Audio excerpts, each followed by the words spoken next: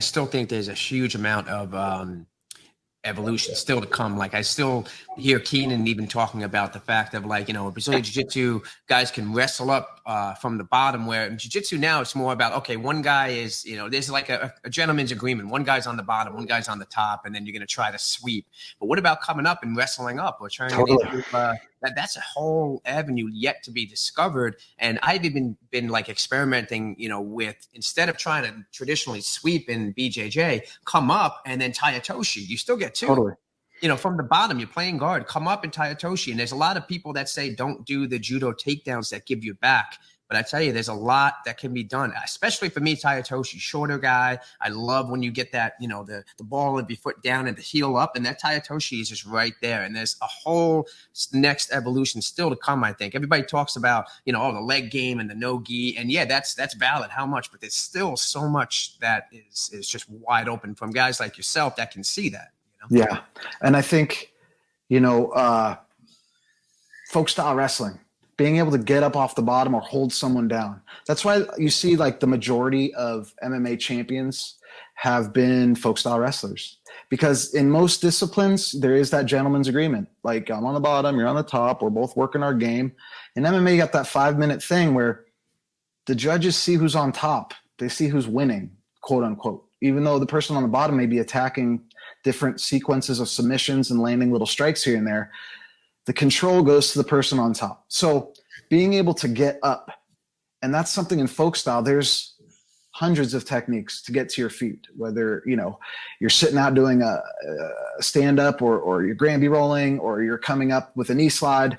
And this is something I work with a lot of my MMA fighters who are, all of them are jiu-jitsu black belts. So it's almost, some of them have a hard time unlearning, like, well, I'm on the bottom. Can't I, play guard? It's like, you can, but it better work, because I know you're going to be able to, get the lower level people, but at the world championship level, if it's not working from the bottom, you have to manage to get back up and face your opponent.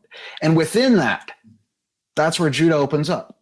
So it's risk reward. Like if you have to turn away and face away from your opponent to get up, that's where you're going to be able to reach back and grab a lat, or you're going to be able to reach back for a chin, or you're going to be able to turn an angle and get like a double wrist lock.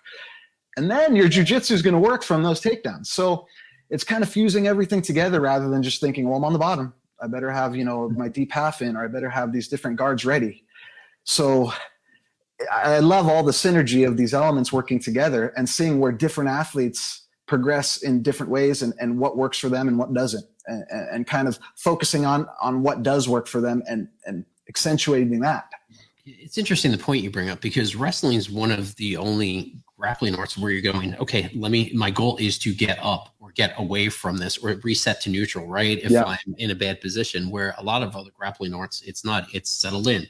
Yep. You know what I mean? For the long haul of whatever it's going to be, that match. Yeah, like judo and freestyle, like I said earlier, are probably the closest related for those Olympic style grappling disciplines. And, there's a little clock going in the ref's head, maybe 10 seconds, that if something's not happening on the ground, they'll call mate, or they'll blow the whistle and stand you back up in freestyle and say mate in judo.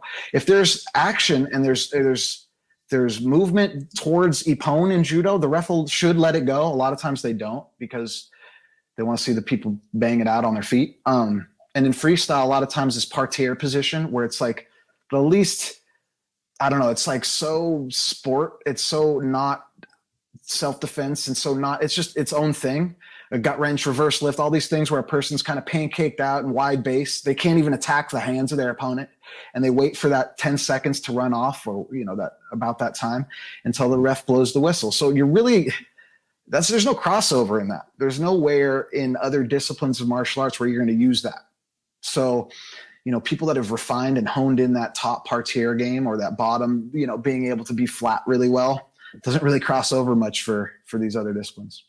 Yeah, we actually we critiqued the video in last week's podcast with Chadi, and with the video is exactly what you're talking about. We brought up, I always loved it. It's a Jason Morris video when he's wrestling.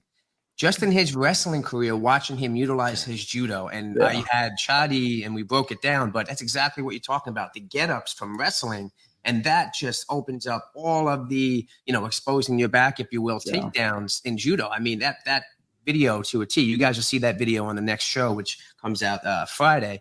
But that, to your point, I wrestled for a couple of years, but just the fact of being comfortable getting up, is a whole concept you don't really see in BJJ. And to the point, John Danaher at the last Joe Rogan podcast brought up the three main things that he sought out to change in jiu-jitsu. The first one was leg locks, and kind of definitely attacked that. The second one was being able to hold down your partner when you're on top.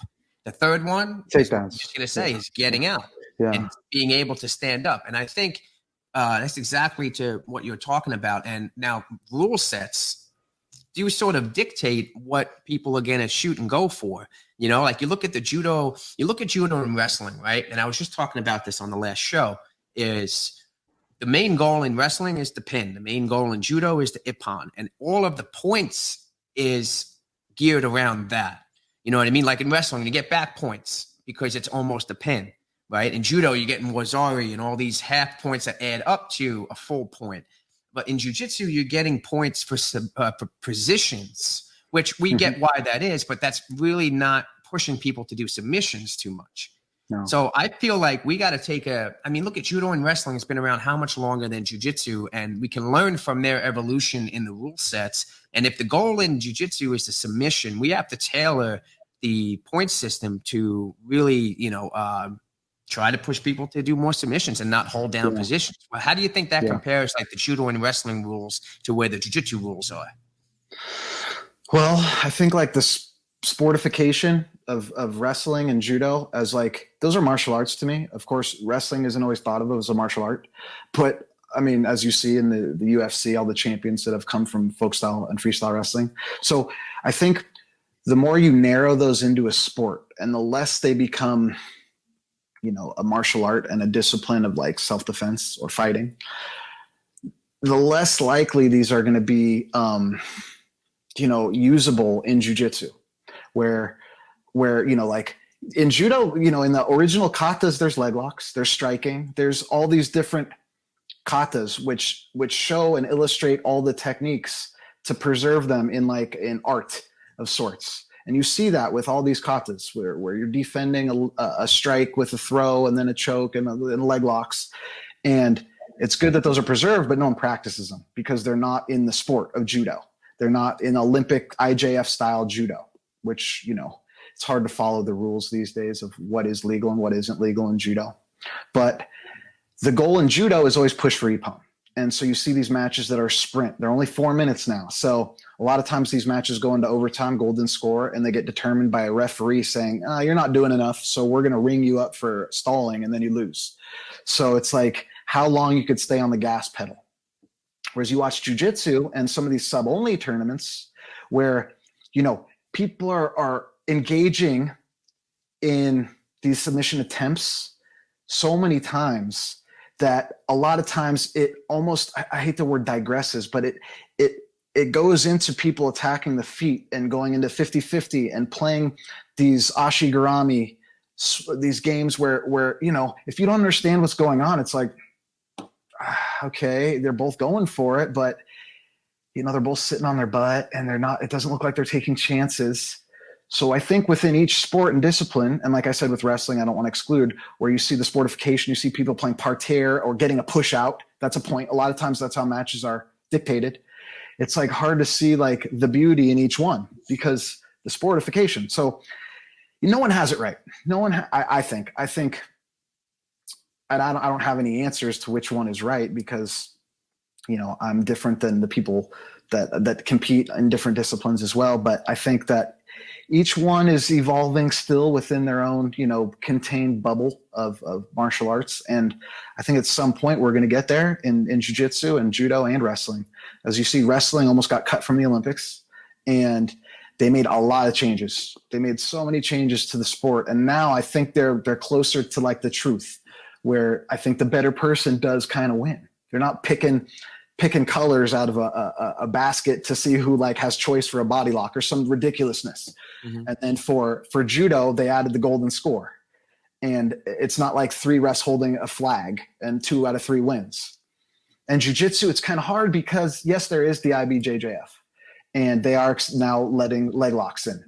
But those positional scores sometimes to me don't even make sense. Like if I throw you into mount, I don't get all those points that I should have gotten for positionally doing it incrementally. I just get the takedown possibly, rather than like, oh, if I pass your guard and then I move to mount, I get a lot more points.